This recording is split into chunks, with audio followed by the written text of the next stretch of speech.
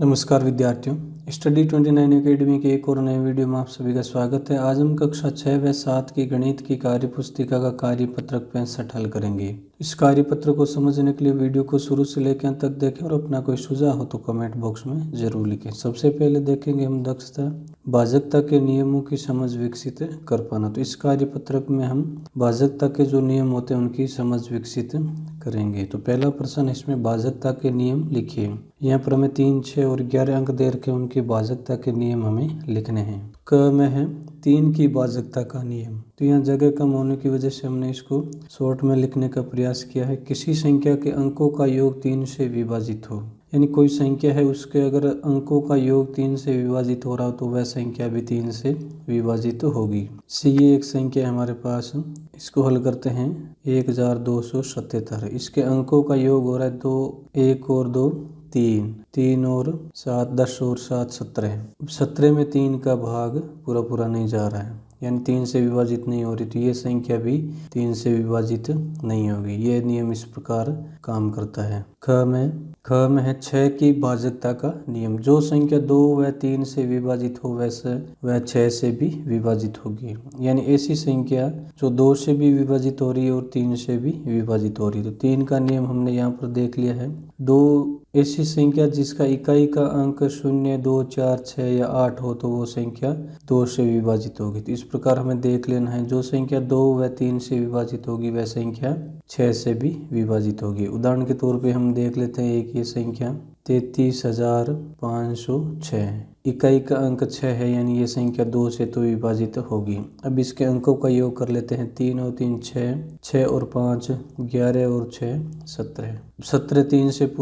17 में 3 का पूरा भाग नहीं जा रहा है, तो ये संख्या 6 से विभाजित नहीं होगी। इस प्रकार आप संख्याओं का पता लगा सकते हैं। जिस संख्या में 2 व 3 का पूरा भाग जाएगा उस संख्या में 6 का भाग भी पूरा जाएगा। 11 की भाजकता का नियम। संख्या के सम व विषम स्थानों के अंकों के योग का अंतर 0 या 11 के गुणज में हो तो ऐसी संख्या 11 से भी विभाजित होगी। तो इसके लिए हम इस संख्या को लेते हैं और उदाहरण को समझते हैं। 42,791। सम और विषम स्थान पर जो अंक है उनको अलग अलग जोड़ लेते हैं। 1 7 8 और 4 12, 9 और 2 11। 12 में से 11 घटाए 1 आ गया। इसका मतलब ये संख्या है 11 से पूर्ण रूप से विभाजित नहीं होगी, क्योंकि इनका अंतर या तो 0 आना चाहिए या 11 के गुणज में आना चाहिए, तब ये संख्या 11 से विभाजित होती है। प्रश्न संख्या 2, निम्नलिखित में से कौन सी संख्या 10 से विभाज्य होगी? हाँ या ना में उत्तर दीजिए। तो ये 10 से विभाज्यता का नियम एकदम सरल होता है। जिस संख्या का इकाई का अंक 0 होगा वह संख्या 10 से विभाजित होगी। तो यहाँ उदाहरण दिया इसने, 200 में हाँ लिख दिया। 962, इसमें इकाई का अंक 2 है तो ये संख्या 10 से विभाजित नहीं होगी। 100 में 10 का भाग पूरा जाएगा, क्योंकि इसमें इकाई का अंक है वो 0 है, तो यहाँ लिख देंगे हाँ। इसमें आ जाएगा नहीं, हाँ। जिस संख्याओं का इकाई का अंक 0 है वहाँ हाँ आ जाएगा, बाकी संख्याओं में नहीं आएगा। इस प्रकार हमने जो संख्या 10 से विभाजित थी उनके हाँ लिख दिया और नहीं थी उनके नहीं लिख दिया। तीसरा प्रश्न, निम्नलिखित में से कौन सी संख्या 2 से विभाज्य होगी? हाँ या ना में उत्तर दीजिए। तो 2 से विभाजित वह संख्या होगी जिसका इकाई का अंक 0, 2, 4, 6 या 8 होगा, वह संख्या 2 से विभाजित होगी। इसका इकाई का अंक 2 है तो ये संख्या विभाजित होगी, हाँ लिख देंगे। ये संख्या भी विभाजित होगी 124, यहाँ लिख देंगे हाँ। अगली संख्या 101, इस संख्या में इकाई का अंक 1 है तो ये संख्या विभाजित नहीं होगी, तो यहाँ लिख देंगे हम ना। 3518 में इकाई का अंक 8 है तो ये संख्या 2 से विभाजित हो जाएगी, ये भी विभाजित हो जाएगी, ये नहीं होगी, ना, हाँ और हाँ। यानी हम जिस संख्या में इकाई का अंक 0, 2, 4, 6, 8 है तो वहाँ तो लिख देंगे हाँ और बाकी सब में ना लिख देंगे। चौथा प्रश्न, निम्नलिखित में से कौन सी संख्या 5 से विभाज्य होगी? हाँ या ना में उत्तर दीजिए। जिस संख्या का इकाई का अंक 0 या 5 होगा वह संख्या 5 से पूर्ण रूप से विभाजित होगी।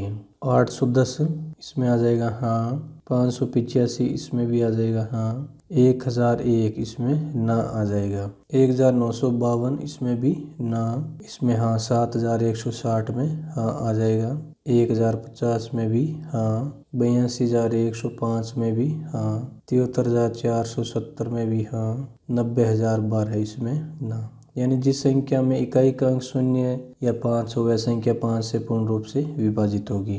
5वां प्रश्न, निम्न में से जो कथन सत्य है उसके सामने सही का निशान एवं जो कथन असत्य है उसके सामने गलत का निशान लगाएं। क में दिया है, यदि कोई संख्या 5 से विभाज्य है तो वह 10 से भी विभाज्य होगी।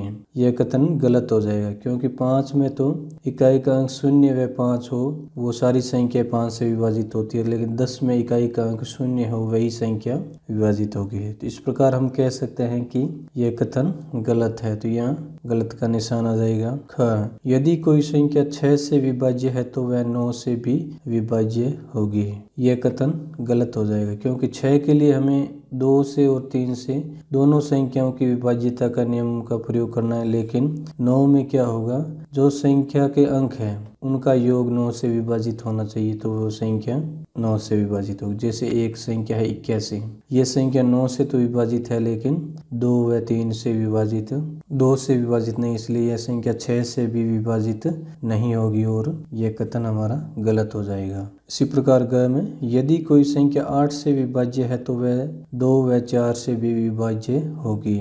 यह कथन सही हो जाएगा क्योंकि कोई संख्या अगर 8 से विभाजित हो रही तो वह संख्या 2 से भी विभाजित होगी और 4 से भी विभाजित होगी।